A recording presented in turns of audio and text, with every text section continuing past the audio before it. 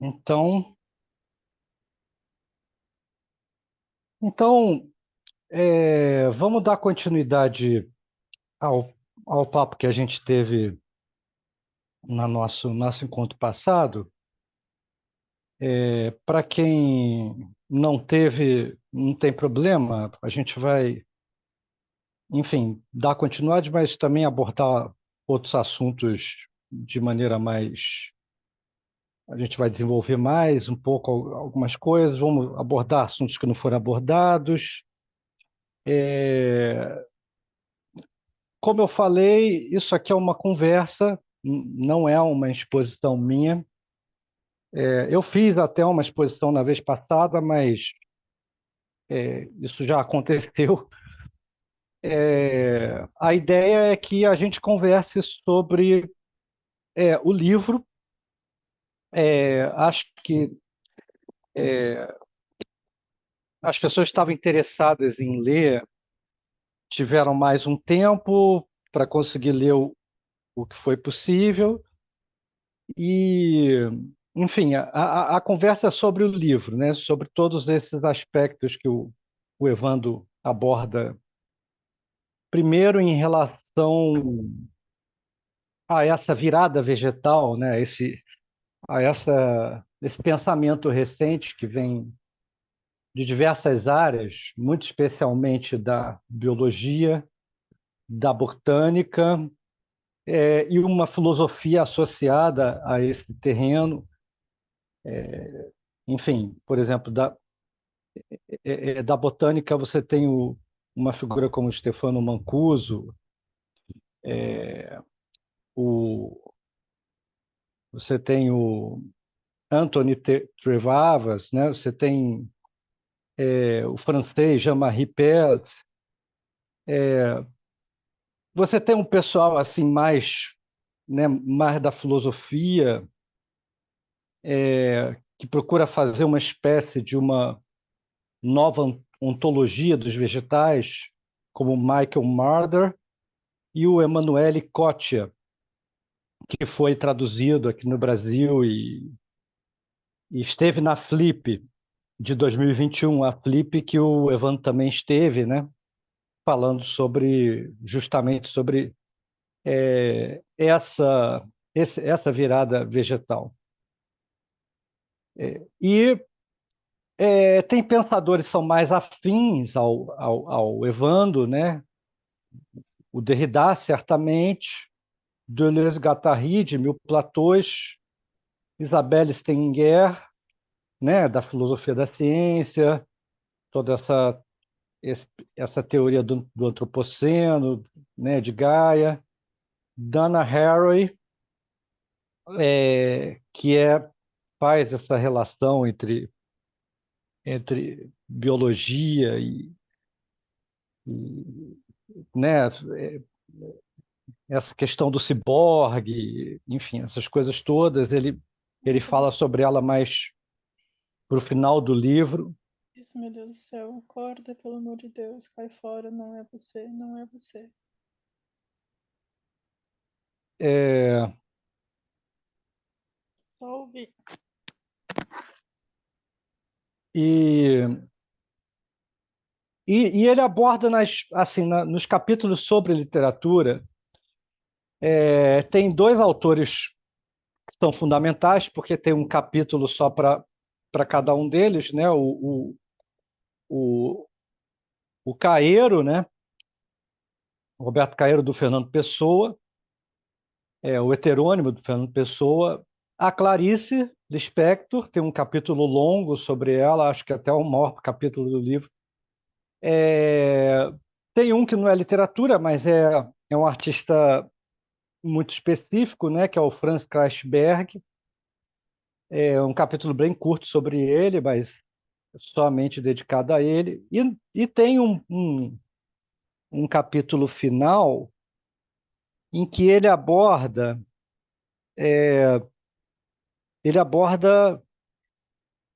a muitos poetas contemporâneos e alguns prosadores, né? Ele No início ele fala do Drummond, fala do poema Grito e Tortura, do Drummond. Nesse capítulo ele fala do Cacto, do Manuel Bandeira. Menciona rapidamente Cília Meirelles. João Cabral de Melo Neto tem aquele poema sobre o canavial. E os poetas contemporâneos são basicamente Leonardo Frois, Ana Martim Marques, Edmilson Pereira de Almeida, Júlia Hansen, Joseli Viana Batista, Adriana Lisboa. E de prosadores, ele menciona assim também muito rapidamente Goulart, Oswald, de artista Oiticica também, ele fala alguma coisa. Mas de prosador, ele se detém mais na Djamila Pereira de Almeida e nos romances mais internacionais, né, da Han Kang, sul-coreana, e a polonesa Olga Tokarczuk. Também fala de Primo Levi, Aimé Césaire, enfim, outras coisas, né? Mas eu acho que os autores que ele se detém mais, né, com uma leitura assim mais dedicada, né, são esses. Bem, tem uns capítulos do livro,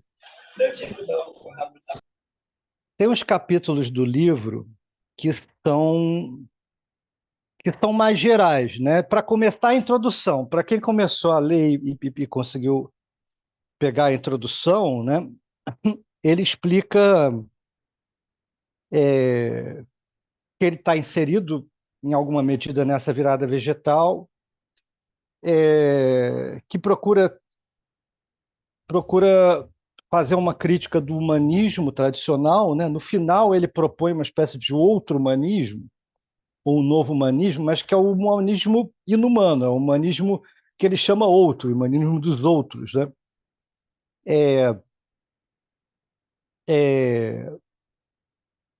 Ele pensa, ele introduz essa uma certa indistinção entre pensamento e sensação, né? E daí ele explica porque ele tá abordando o que seria um pensamento vegetal, né? Um pensamento dos vegetais, né? Porque ele estaria ligado, porque a sensação ela não é separada do centro do pensamento. E um pensamento pode se dar independentemente da linguagem, né? Isso saindo de todo um paradigma metafísico, racionalista, etc. e tal.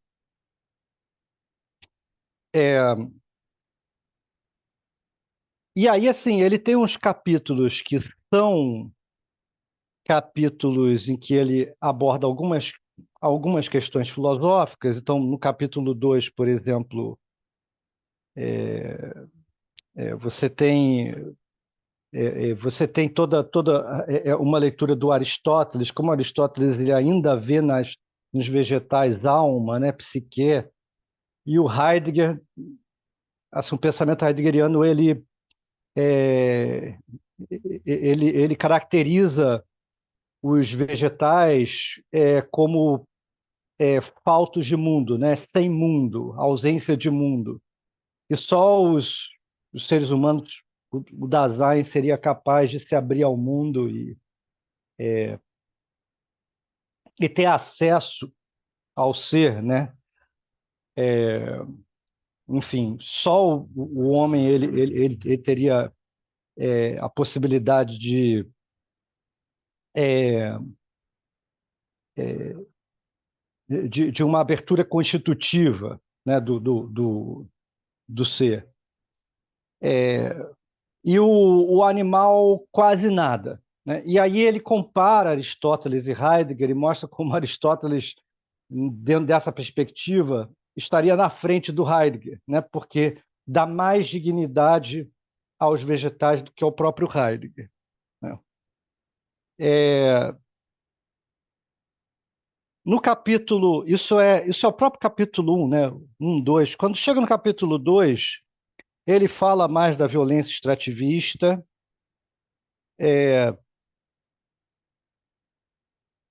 algumas peculiaridades assim desse pessoal que pesquisa como que as plantas sentem, né? Que é um negócio completamente diferente do nosso, e também como que seria a inteligência das plantas, né? Então, como, por exemplo, as plantas têm certos recursos de memória, né? O Mancuso fala muito sobre isso, né? A questão ética em geral, que essa virada implica uma transvaloração ética, transvaloração é uma palavra nietzschiana, né? Então tem uns capítulos assim mais gerais, tem o capítulo sobre o Derrida, enfim, que ele retorna a Heidegger também, aí é uma relação entre o Heidegger e o Derrida, e, é, e toda a leitura que o Derrida faz da literatura, né? Que ele faz de Pons, de Genet, e como ele descobre determinados elementos importantes. O conceito de disseminação que o Evandro prefere em relação à própria palavra desconstrução, ele acha a palavra desconstrução infeliz, acha que mais atrapalha do que ajuda, e ele acha que seria mais interessante colocar o pensamento de Derridiano sobre o signo da ideia de disseminação. E nesse livro isso faz muito sentido, porque disseminação é uma palavra muito ligada à forma como as plantas se espalham, né? As plantas se disseminam, os vegetais se disseminam, né? Enfim, então tem essas ideias, tem outros vocábulos que são bem desenvolvidos assim pelo Derrida, enxerto, né? Rastro, isso tudo tá dentro de pode estar dentro de um paradigma vegetal, né? A própria ideia de semente também, né? Lá no capítulo 8 ele fala do holocausto vegetal, o suicídio coletivo da humanidade. Já é um capítulo mais ligado à ética e à política, né? Então tem essas palavras todas: genocídio, etnocídio, fitocídio, zoocídio, o suicídio coletivo da humanidade. No capítulo 9, assim como ele abordou Aristóteles lá no início, ele agora vai abordar Hegel e alguns pensadores indígenas, o Krenak em especial, o Schopenhauer um pouco, né? Ao mesmo tempo, ele introduz um conceito que é importante para ele, que é o conceito de um Heimlich de Freud, né? O estranho familiar, o infamiliar, que vai dar lugar a esse pensamento sobre o inumano, a esse paradigma, essa perspectiva do inumano, né? Enfim, aí o que eu falei aqui foi, né, a literatura que ele aborda, as questões que ele aborda, os pensadores que estão com ele, mas os que não estão com ele, que ele discorda, né? Mas em determinado ponto, alguns ele utiliza, alguns ele não utiliza. É uma, assim, uma síntese bem geral, assim, só para a gente ter, para quem leu conseguir rememorar alguma coisa, né? E a gente já pode começar o debate. Sintam-se convidados.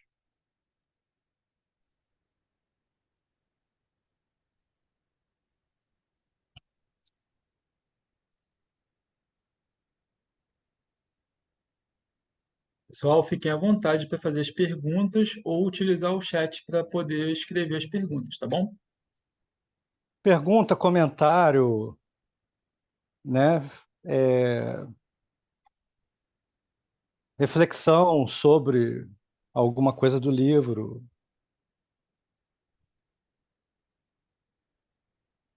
Tem muita coisa, assim, como ele trata de assuntos muito diferentes, o livro é longo, né?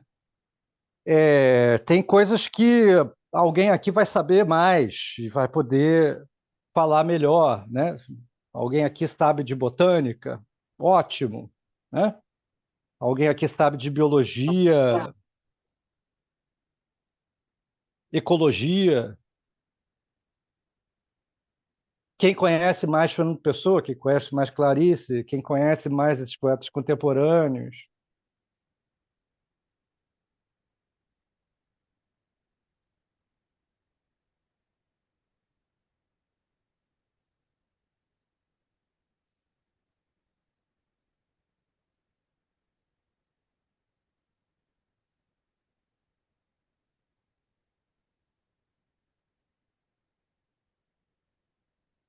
Impressões, né? Impressões, qualquer impressão que o livro tenha causado, que, não, alguma reflexão.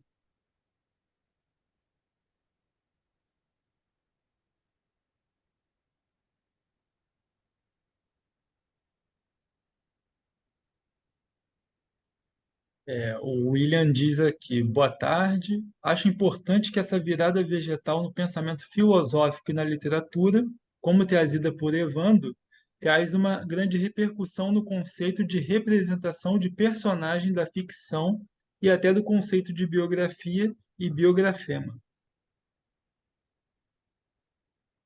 Sim, isso mesmo. Quer dizer, ele não está. Ele faz assim, um paralelismo, né? Ele coloca que essas teorias atuais sobre autoficção, por exemplo, né? É, isso é uma coisa que, uma certa moda que começou já faz há uns 20 anos, 15 anos atrás, né? Teve um boom assim de literatura de autoficção num certo momento e, e ele propõe termos diferentes, né? Como ele é um inventor de novos conceitos, né? Um novo vocabulário para pensar essas coisas. Então ele diz que o que ele faz não é autoficção, é alterficção, né? Então ele está mais interessado na alteridade do que numa simplesmente numa escrita de si, né? Biografia, ele está interessado numa alterbiografia. Em algum momento ele fala isso também, né? É, então, de fato, ele mexe com essas categorias de pessoa, persona, de sujeito, né? Será que Clarice Lispector pressupunha toda essa filosofia ou ela apenas escrevia nas suas obras sem uma metalinguagem? Então, é uma pergunta, uma questão sempre importante, né? Não, assim, não. Ela não pressupunha filosofia nenhuma. Ela tinha suas leituras de filosofia, mas algo que talvez não nos importasse tanto assim. Ela é uma pensadora sem precisar se basear numa filosofia, né? Então, e a maneira como ela conseguiu pensar literariamente, ela conseguiu ir mais longe do que todas as filosofias do seu tempo, né? Então, por exemplo, ela consegue pensar a ela lá no Água Viva, né? O Evandro ele tem um momento lá que ele fala das várias flores que estão abordadas no Água Viva. Tem um momento lá do Água Viva que é só isso, né? É uma série de observações sobre diferentes tipos de flores, né? E é muito impressionante como ela consegue pensar, ela consegue inclusive introduzir certos termos que o Evandro desdobra e desenvolve criticamente como novos conceitos possíveis, né? Conceito, às vezes, é uma palavra que confunde, porque é uma palavra muito deleuziana, mas não é uma palavra derridiana, e tem termos, vocabulário, enfim, o que você quiser chamar, da maneira como você quiser chamar, mas ele extraiu da própria Clarice, por exemplo, a ideia de intertrocar. Então, na imitação da Rosa, por exemplo, no conto A Imitação da Rosa, existe um desejo da personagem de imitar a Rosa, né? E como que o Evandro vê isso? Ele vê isso como uma intertroca entre o ser da Rosa e o ser desse personagem, né? Que é um pouco Clarice sempre, é claro, né? Não é, mas é um pouco, né? E nos convida a fazer essa relação de alteridade, né? De se lançar para o outro, né? A experiência de arrebatamento é isso, né? A experiência de arrebatamento é rápido, vem do latim raptus, né? É você se deixar tomar pela coisa que te impressiona, né? Pela coisa que te faz se arrebatar. O êxtase é isso, é você sair fora disso, você sair dentro de si mesmo e ir para fora de si mesmo, né? Ecstases, né? Então, você lá no conto Amor, por exemplo. No conto Amor, ela vê um cego que fica mascando chiclete, isso perturba ela, inicia uma crise, ela, o bonde passa, em vez dela saltar no Maitá, ela solta no Jardim Botânico. Quando ela chega no Jardim Botânico, ela tem toda uma experiência arrebatadora, estática, com a natureza do Jardim Botânico, né? Aí alguém pode dizer, mas o Jardim Botânico é um jardim, não é uma floresta. Mas ela vê o Jardim Botânico como uma espécie de floresta. É, esses, esses, esses lugares institucionalizados da natureza, eles provocam transformações nela. O zoológico também, em outro conto. Por quê? Porque o Evandro ele sublinha isso, né? Esses contos foram escritos, na sua grande maioria, nos anos 50 e 60, e eles refletem muito um tempo que não é o tempo da revolução, não é o tempo do desbunde, do feminismo, não é, né? Mas é uma antecipação de tudo isso, né? Esse olhar para a alteridade, essas experiências com a natureza que provocam, né, a mulher a sair de um controle patriarcal, né, sair de um lugar de boa dona de casa e tal. Isso é uma coisa muito própria da Clarice, né? Então é interessante. Ele resgata, por exemplo, uma daquelas crônicas que ela escrevia para o Jornal do Brasil, aquela coluna que ela escreveu no Jornal do Brasil, tem uma coluna de 1968, ou seja, o momento em que tudo explodiu. E e quando ela faz isso, ela fala sobre o amor que ela tem pelos outros, né? Todo um pensamento em torno da ideia de amor, né? Que o Evandro busca aquilo que não é cristão, né? Ele está muito interessado naquilo que sai fora de um domínio cristão, né? Fique à vontade de você perguntar. A crítica literária, em particular, sempre considerou a biografia como restrita a personagens humanas, mas quando essa voz, William, né, está falando, mas quando essa voz vegetal se presentifica no texto literário, se denuncia o tipo de viver humano que sempre foi representado. Em segundo plano, os animais, e num plano mais recalcado, os vegetais. Sim, exatamente. E é interessante que tem justamente essa ordem, né? Quer dizer, nós damos menos espaço aos animais do que aos humanos, certamente, e damos menos dignidade, damos menos. Temos, né, a tradição metafísica, né, ocidental, ela coloca o homem como num lugar de superioridade e maior interesse também, né?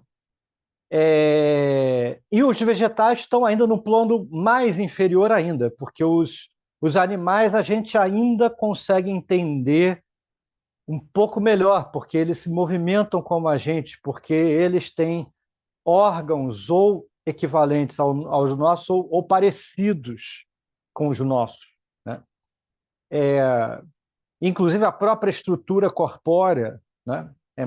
É muito semelhante à nossa, né? Dependendo do animal, vai se distanciando, mas mesmo assim tem uma estrutura mais ou menos equilibrada, né? Tem um cérebro, tem um órgão digestivo, tem um órgão, né? Tem os sentidos, tem o olfato, tem a audição, né? Tem a visão, tem olho, tem nariz. E a planta nada disso, né? A planta é uma alteridade, é um Heimlich, né? É um completo estranho, muito pouco familiar e muito estranho, né? E aí esses botânicos, eles são os caras que tentam decifrar para a gente o que acontece, né? Tentam dizer assim para a gente, né, que estrutura tão diferente é essa, como é que a gente pode entender, até que ponto a gente consegue entender isso, né? E os poetas, eles não entendem a partir desse saber botânico. Os poetas, os escritores, né? No Caeiro, por exemplo. O Caeiro está interessado, ele não quer saber mais de pensamento, ele tá de saco cheio de razão, ele está de saco cheio da filosofia, de tudo isso, né? E ele está muito mais interessado na sensação das próprias plantas, né?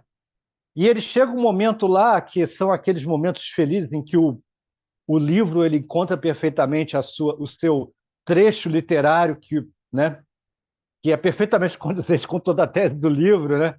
Levando que tem um momento lá que o Caeiro fala que as plantas sentem pensando e pensam sentindo, né? É muito impressionante nesse momento em que ele aborda o Caeiro, né? Já estava ali uma ética mais que humana, me parece. É isso mesmo, Gedro. É isso aí. E que essa dependência das plantas, isso é uma coisa que ele fala no início, né? De que o Evandro, né? Que ele fala que nós somos, as plantas elas são autotróficas,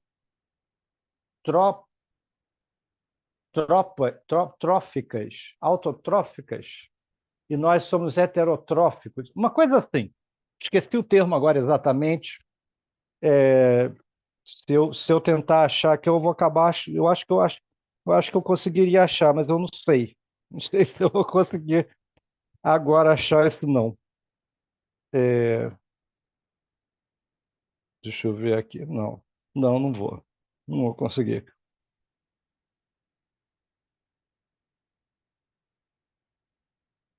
Deixa eu ver aqui. Valeria a pena achar essa parte. Bem, não achei. Não, vai aparecer aí. Tem essa diferença fundamental, né? Que as plantas elas produzem o seu próprio alimento. Elas produzem alimentos, elas produzem a partir do sol, a partir da umidade, a partir do sol, a partir dos recursos do ambiente.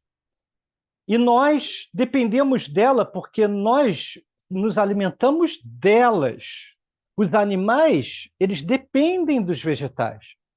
Então, os vegetais estão em primeiro lugar, né?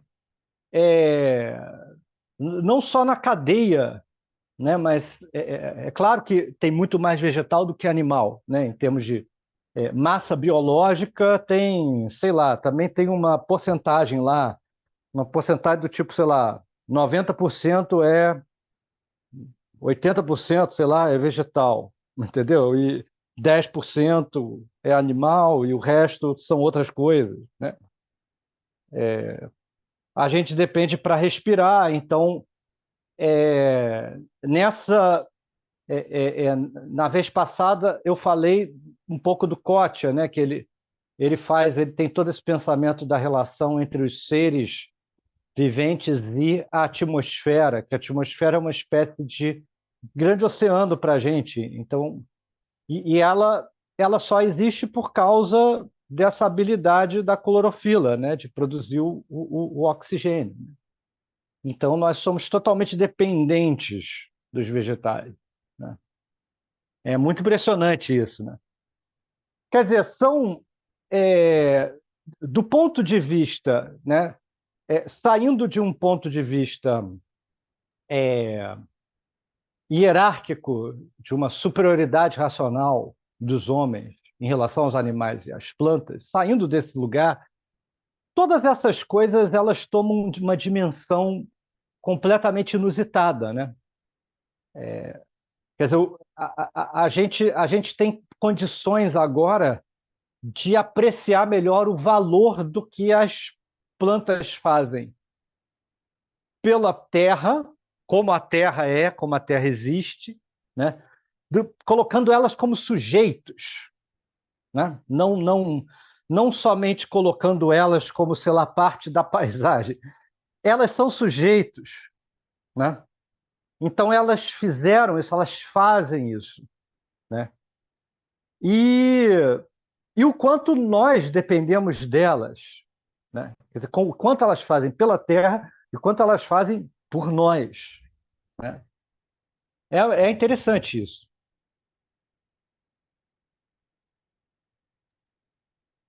Eduardo, chegou um comentário aqui da Sueli dizendo: lembrei dos desenhos animados que mostram com clareza a questão que Evandro aborda como alteridade. Expressam uma relação com o outro vegetal ou animal de modo muito direto, e não necessariamente apenas para crianças, já que hoje os desenhos animados estão também no mundo adulto. Sim, sim. É, é interessante que os desenhos animados, eles podem animar as coisas, eles podem animar aquilo que a gente vê como não móvel, né? Inanimado. Então os desenhos animados, eles conseguem traduzir aquilo que normalmente esses antropólogos chamam de animismo, toda essa revalorização do animismo, né? O Evandro não aborda isso nesse livro, mas aí agora sou eu que estou, né, que tô pensando junto aqui, né? Quer dizer, como que você consegue ter uma visão, o Kotia pensa muito assim, né? Como que tudo que está em torno, o ambiente em torno, ele é animado na perspectiva de um indígena, por exemplo, né? No caso das plantas, não é assim, é diferente, porque elas são animadas mesmo, elas se movimentam, só que a gente não vê. O Mancuso, por exemplo, no livro dele, ele fala muito sobre essa questão assim de que graças à invenção do cinema, graças à invenção, né, do filme, que você tem aquelas técnicas de time-lapse, né, em que você consegue fazer um filme de longa duração e aí você acelera e você consegue entender, né, qual é o percurso da raiz, qual é o percurso do galho, né, qual é a movimentação real das plantas, né? Sim, o pensamento indígena ele tem uma espiritualidade que anima as coisas, né? A visão espiritual do indígena, ela dá alma a tudo, né? Tudo fica, tudo tem alguma alma, tudo tem algum espírito, logo tudo é animado precisamente nesse sentido, enquanto que a metafísica ela, né, cristã, por exemplo, ela considera que a única figura que tem alma é o homem, né? O resto não tem alma. Enfim. E o Heidegger, ele não sai disso também, né? Que é interessante, né? Sim, quer dizer,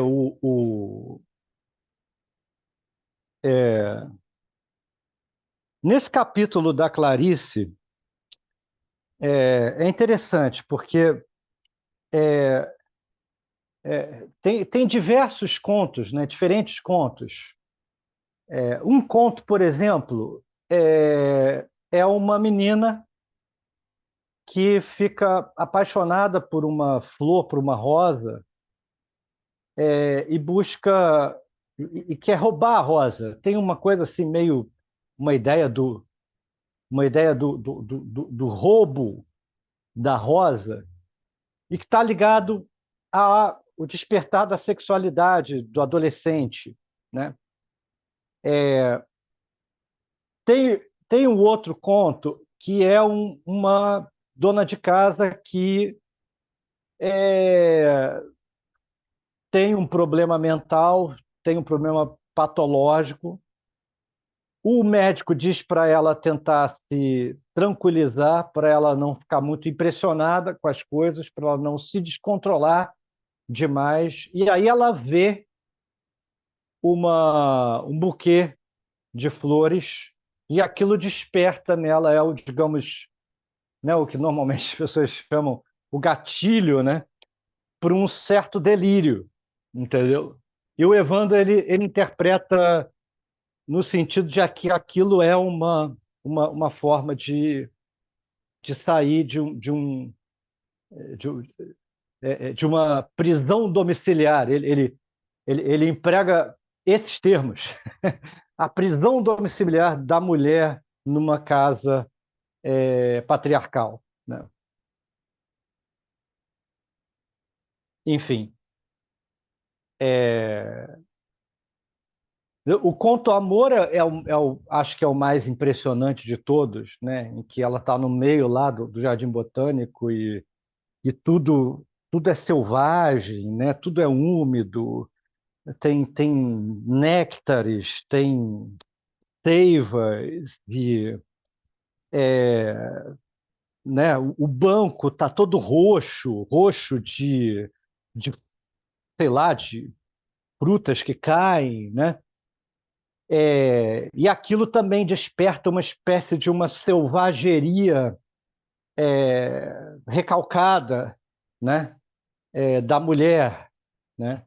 Você vê, anos 50, né, gente? Anos 50, início dos anos 60, não tem momento mais repressor do que esse na história da humanidade inteira. Assim, porque você tem um ambiente doméstico todo controlado. As pessoas moram já em apartamentos, não moram mais em casas, entendeu? Ou no meio, sei lá, ou em Bacabana, que seja, qualquer coisa assim, né? Thelma falou aqui. O livro A Tama da Vida sobre os fungos, vemos com clareza aquilo que não vemos. Que livro é esse? Eu não estou localizando aqui. Se você puder me dizer. Mais alguma coisa, gente? Vamos lá. Tô interessado. Alguém não quer falar, assim, né? Botar a sua voz? William, agradeço ao professor Eduardo pelos comentários e locuções. Elisa Spector, irmã mais velha de Clarice, também tão escritora quando a sua caçula, tem textos nessa pegada vegetal. É verdade. É uma figura que merece ser lida, né? A Elisa. Tem razão.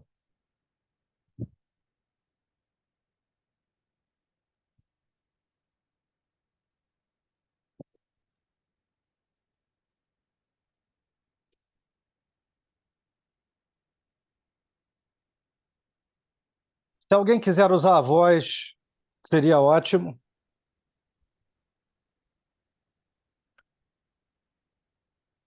Não ficar só com a minha.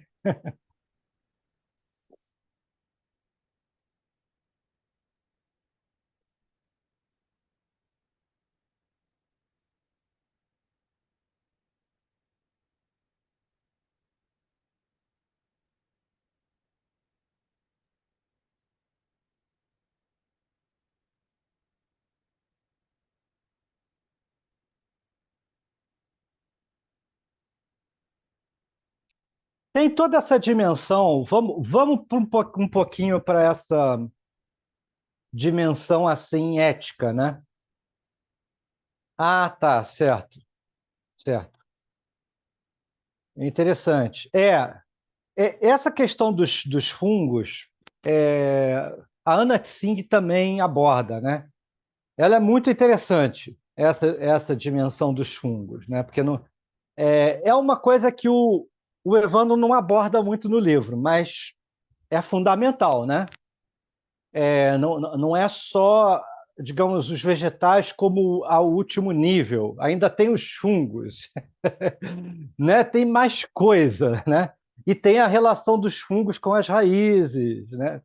Todo, como os fungos eles têm redes de fungos, né, subterrâneas que fazem as, as raízes, as árvores se comunicarem, né?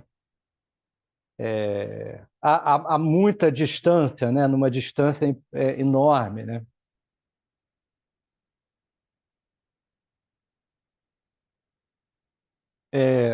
Mas eu ia falar da questão, a parte ética, né? É, essa dimensão ética, é, sim, os micro-organismos são o fundamento da vida. Eles são, né, tudo começou lá, né? É, né? As amebas, as bactérias, né? No ambiente aquático, né? Depois que veio para um ambiente terrestre. Koch fala de uma maneira muito interessante sobre isso. Eu estou pensando aqui o seguinte, que essa dimensão ética, uma coisa, tem vários pontos assim que a gente pode considerar bem atualizados, bem originais até desse livro, né? Você tem essa leitura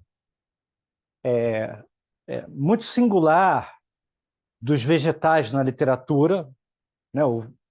No Caeiro, na Clarice. Você tem o lugar de um artista como Kreisberg, né? Você tem esses novos poetas. Esse capítulo sobre os poetas contemporâneos é um capítulo que eu considero muito rico, porque ele seleciona poemas de cada um desses escritores que tem, que que são muito exemplares de tudo que ele abordou no livro inteiro, né? Então é um ensaio assim de fôlego, muito rico e esclarecedor. Ele insiste muito na ideia de que é a maneira como ele trabalha, né, que não vale a pena, segundo ele, pensar a partir das plantas, das flores, como símbolo. Porque geralmente esses símbolos estão ligados a uma mitologia cristã que é metafísica, que é, né, que é hierárquica, entendeu? Que é misógina em alguns aspectos, ou machista, né?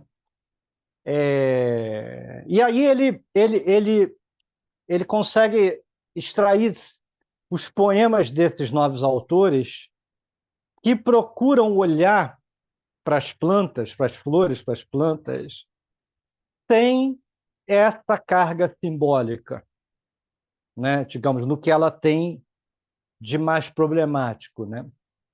Esse exercício dele bem interessante. O uso que ele faz do Freud, né? Do conceito de um Heimlich, né? Quer dizer, esse olhar para a alteridade, né? Esse olhar para a alteridade dos novos escritores, né? Da Julia Hansen, da Adriana Lisboa, né? O Leonardo Freud, tem um poema do Leonardo Freud que é um poema sobre cultura, né? Mas não é. Ele emprega a palavra fora do uso ligado à civilização, ligado à arte ou qualquer coisa. Ele fala da cultura, ele fala da cultura da, da bananeira. Quer dizer, essa cultura do cultivo, mas ele também não fala do cultivo humano da bananeira ou da, né, sei lá, da árvore X. Ele fala a cultura que a própria árvore faz em si mesma, né? Quer dizer, que isso não é natureza, isso é a cultura do vegetal. O vegetal, enquanto sujeito, ele produz cultura, né? A cultura da sensação da aurora, entendeu? Do pôr do sol no final da tarde, né? Quer dizer, tudo aquilo que a gente diz que não é cultura, ele diz que é a cultura disso, né? Tudo aquilo que a gente coloca no campo da natureza, o Leonardo Freud ele coloca no campo a natureza no campo da cultura, né? É bem interessante. Ah, tá, mas eu estava falando de literatura, mas agora eu queria entrar nessa dimensão ética, que é o seguinte. Esse livro ele é muito contundente em relação a uma denúncia do que ele também chama de holocausto vegetal, né? É um livro que foi escrito no final do governo Bolsonaro, então está sobre o impacto daquele momento terrível que a gente passou, que a gente conhece muito bem. É, é, e, enfim, fala do Ricardo Salles, do Ministério do Ricardo Salles, né? É, é, é aquilo que os memes chamam de o exterminador do futuro, né? Né? Ricardo Salles é o verdadeiro exterminador do futuro. E aí ele vai desenvolvendo todas essas categorias que ele introduziu, né? O fitocídio, o holocausto vegetal, né? Tem uma coisa muito interessante. Eu vou me permitir aqui não falar pelo livro, mas falar por mim mesmo um pouco. Você tem assim naquela época, já no início do Lula mesmo, né? Naquela época que é, descobriram o genocídio dos Yanomamis, não foi isso? No início. Foi fevereiro, eu acho, fevereiro, março, algo assim, né, desse ano mesmo. É, Você vê, o livro não fala sobre isso porque o livro está no momento anterior a isso, né? Então, esse genocídio indígena ele teve mais um capítulo que foi esse, né? Mas eu achei muito interessante, eu me lembro, na época, eu observei um aspecto extremamente interessante, que foi o seguinte: nunca a mídia brasileira, a mídia internacional não, a mídia internacional ela é um pouco menos ruim do que a brasileira, ela é um pouco mais treinada para aumentar um pouco a dificuldade, né? Dar mais dignidade aos indígenas, mas a mídia brasileira não. Então, durante muito tempo, quando ocorria algum genocídio desse tipo, de alguma aldeia indígena, de alguma etnia, né, a abordagem da mídia ou era inexistente ou era muito breve, né, muito pequena. Passava despercebido, dependendo da pessoa, passava despercebido. Por exemplo, na ditadura você teve, entendeu? Os mortos da ditadura têm, sei lá, a maior parte foi de indígena. Descobriram um determinado momento lá na Comissão da Verdade, né? Que tem em torno de, sei lá, 30 mil, 3 mil, 4 mil mortos indígenas, entendeu? No contexto da ditadura. E que isso simplesmente não foi noticiado naquele período, né? Mas dessa vez, depois do governo Bolsonaro, chega o Lula, chega uma averiguação assim meio elementar, e aí descobre-se que os Yanomamis estavam passando fome. Ok. Por quê? Por causa do mercúrio, né? Do mercúrio que foi lançado no Rio. Então tinha esse contexto. Mas uma coisa que eu fiquei muito impressionado na época foi o seguinte: pela primeira vez, se não é a primeira vez, é a vez assim em que isso aconteceu de maneira mais patente, né? Você tem uma abordagem da mídia em relação a um genocídio indígena. Ótimo, que bom que você tem. Agora, eles só falaram da morte dos indígenas. Para nossa abordagem, né, para nossa mídia, isso é um grande avanço. Mas eles não falaram nada da morte dos peixes. Não sei se vocês lembram disso. Ninguém falou. Você via no Globo News, você via os comentaristas e tal. Ninguém falava. Era mercúrio no Rio. E ninguém falava. E houve um genocídio indígena dos Yanomamis por causa da contaminação do rio. Houve por quê? Porque os rios foram totalmente contaminados. E os peixes morreram. E os peixes morreram e um monte de planta e vegetal também morreu. Entendeu? Eles não falavam disso. É muito interessante isso. Você não tinha uma consciência propriamente ambiental. Você tinha uma consciência humanista e um humanismo que nunca existiu, que inclui indígena. Então, era um avanço do humanismo que incluiu o indígena, grande avanço, mas não incluiu os peixes, não incluiu a fauna e não incluiu os vegetais que foram mortos pelo mercúrio. Não é interessante isso? Né? Então, assim, é o holocausto vegetal, é o holocausto dos biomas, é o holocausto da natureza, né? É uma coisa bem interessante. Vamos lá, vamos lá. Gleidson. Boa tarde, Eduardo. Na sua opinião, como aproximar metodologicamente o campo literário dessas novas perspectivas ontológicas? Parece que o Evandro Nascimento conseguiu aclimatar novas perspectivas e teorias consolidadas. Mas, por vezes, parece que ainda estamos tratando de corpo alheio aos estudos literários. Será que já temos uma via de acesso pavimentada para esses estudos vegetais na literatura? Bem, eu gosto muito dessa pergunta. Eu acho que essa pergunta. Eu gosto de sempre voltar para a literatura, né? Enfim, então, eu acho essa pergunta fundamental. Você está perguntando para mim. O Evandro, eu acho que ele faz uma ótima crítica literária, entendeu? Esses ensaios aí sobre o Caeiro, sobre a Clarice, longo ensaio sobre a Clarice, bem completo, né?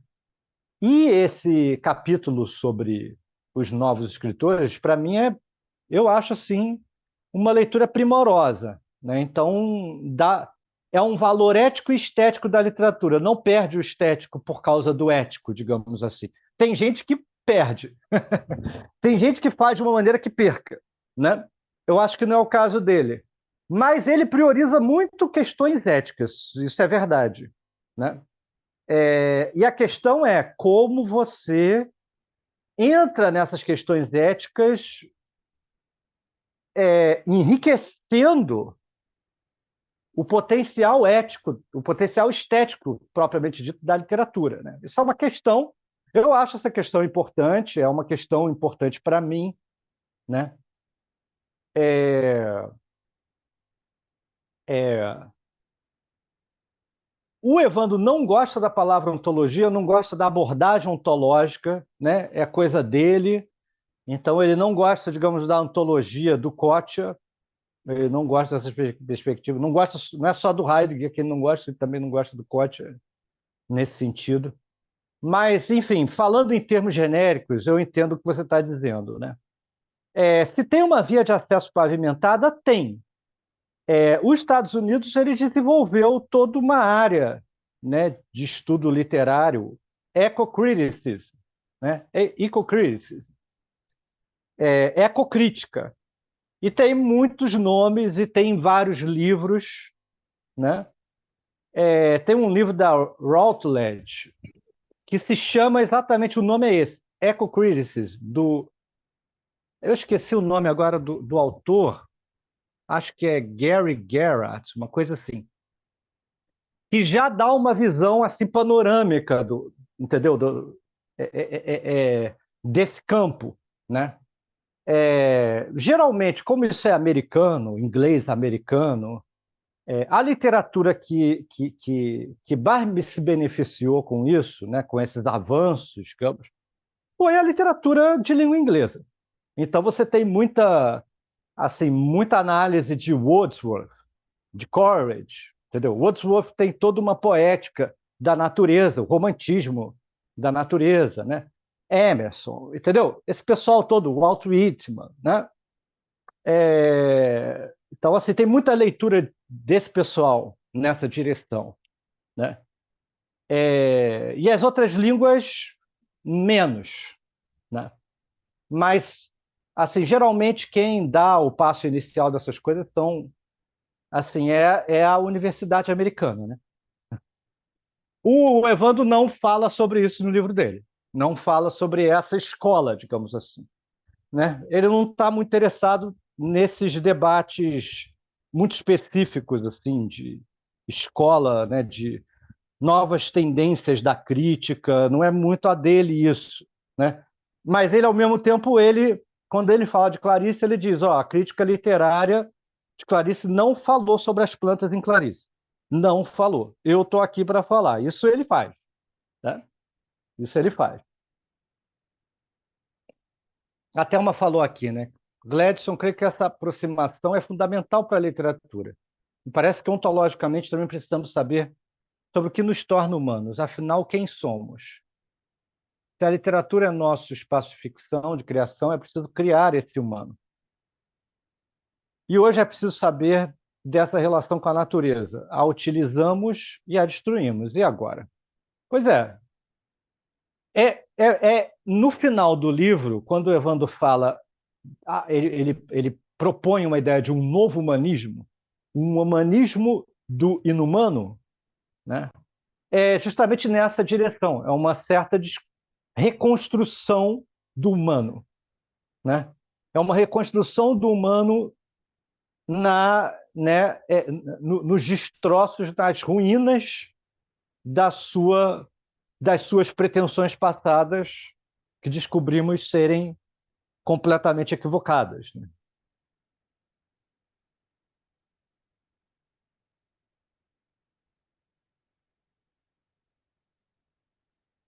Porque homens como Tolkien foram virtuosos nisso? Isso eu não vou saber dizer, porque eu não sou muito bom de Tolkien. É, Enfim, é,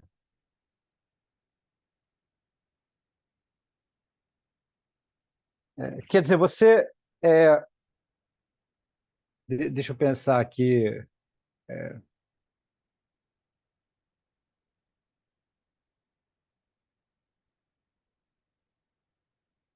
Esse, esse, essa questão de uma reconfiguração completa, né, da nossa visão sobre os vegetais, sobre os próprios fungos, né? A gente pode até acrescentar mais coisas, os próprios minerais mesmo, no final das contas, né? Enfim, tudo, toda a materialidade, né? Um pensamento completamente diferente sobre a materialidade. Uma nova visão sobre o próprio pensamento, né? Se as plantas pensam, se elas pensam enquanto elas se disseminam, enquanto raízes, né? Se elas são capazes disso, e se nós devemos tratar isso como uma forma de inteligência, né? Então isso reconfigura muita coisa. O Mancuso, lá no livro dele, ele tem um capítulo muito interessante que ele fala o seguinte, ele aborda que é, as nossas máquinas, elas reproduzem os órgãos animais. Então, você tem a placa-mãe, que é o cérebro. Você tem o hardware X, o hardware Y, né? Que são os órgãos. E ele propõe a ideia de que a gente crie máquinas que mimetizem, que emulem a estrutura vegetal. Isso já acontece, em parte, na própria rede da internet, a ideia de rede, né? Isso acontece, que é muito rizomática, inclusive, logo que isso apareceu, todo um pensamento deleuziano foi importante para compreender, digamos, o que estava acontecendo na, né, nos primeiros anos assim da experiência com a internet e com o hiperlink, esse tipo de coisa, né? Então, isso foi muito pensado em termos rizomáticos, né? Mas o Mancuso ele vai bem mais longe, ele vai mais longe. Ele propõe que isso seja que a gente crie máquinas o mais que se inspirem na estrutura corporal das plantas, de modo que elas consigam se proliferar, né? E ele propõe que uma máquina desse tipo seja construída para Marte, por exemplo, entendeu? Que em vez de você ter um robozinho que corresponda a uma espécie de um animalzinho, um cachorrinho ou qualquer coisa que seja, né? Ele mandou um projeto para a agência europeia, junto com uma pesquisadora amiga dele, né?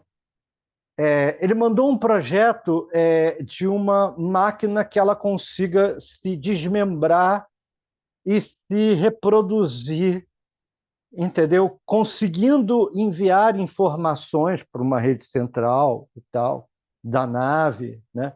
Mas que ela consiga se movimentar como as raízes, ela consiga se prender no solo mais ou menos como as raízes, consiga se aprofundar no solo como uma raiz, entendeu? E ela se mantenha coesa e consiga enviar informação, entendeu? Sendo um tipo de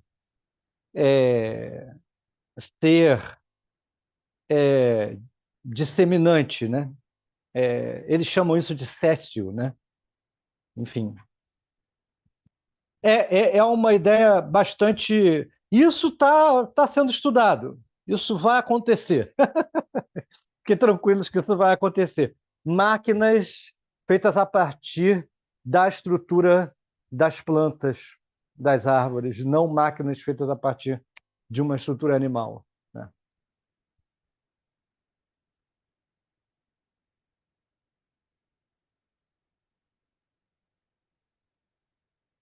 Mais alguma coisa?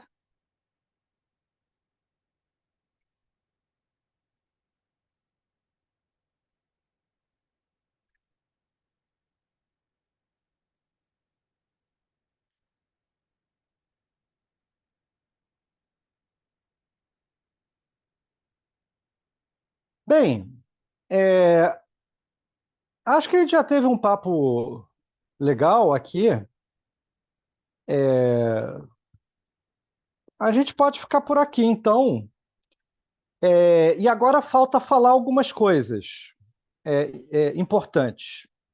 A gente vai ter, na próxima semana, uma mesa presencial, né? Quem não é do Rio de Janeiro, eu sei que não vai poder assistir, mas a gente vai ter uma mesa sobre. Vão ter 3 mesas sobre o livro. Uma vai ser na UERJ, tá? A gente vai mandar a informação direitinho para vocês. Outra vai ser na UERJ às 10 horas, né? Outra vai ser 4 horas na Casa Dirce e outra vai ser 6h30 na Casa Dirce. Tá? Vão ter professores da UERJ, vão ter professores de outros lugares do Brasil e vão ter 2 professores latino-americanos, um argentino, outro chileno. Tá? Essas informações vão ser passadas para vocês. Quem não puder assistir ao vivo, depois de uns 2 meses, isso vai estar no YouTube, tá? Então, quem é do Rio está convidadíssimo. Vai ser muito importante a presença de vocês lá. E o diálogo com o autor. Vai ter toda essa gente ilustre e o próprio autor vai estar lá, vai ter a chance de finalmente conversar, porque é essa a dinâmica desse seminário aqui. A gente começa se encontrando aqui e depois a gente termina no último dia com o autor e mais debatedores, né? Então, essa é exatamente a ideia. Esse é um ponto.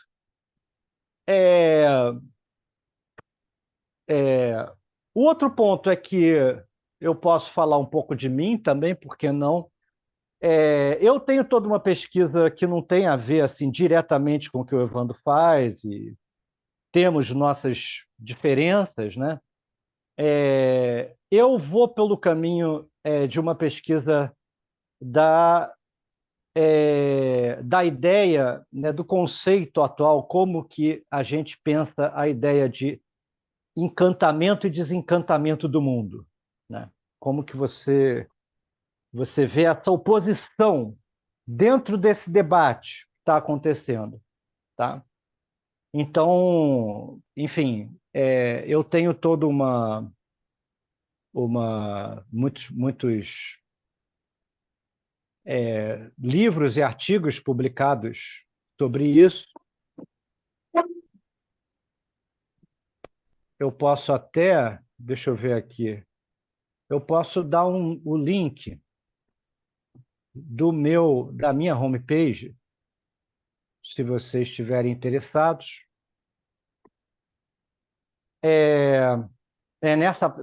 Tem a parte de artigos, e na parte de artigos tem bastante coisa.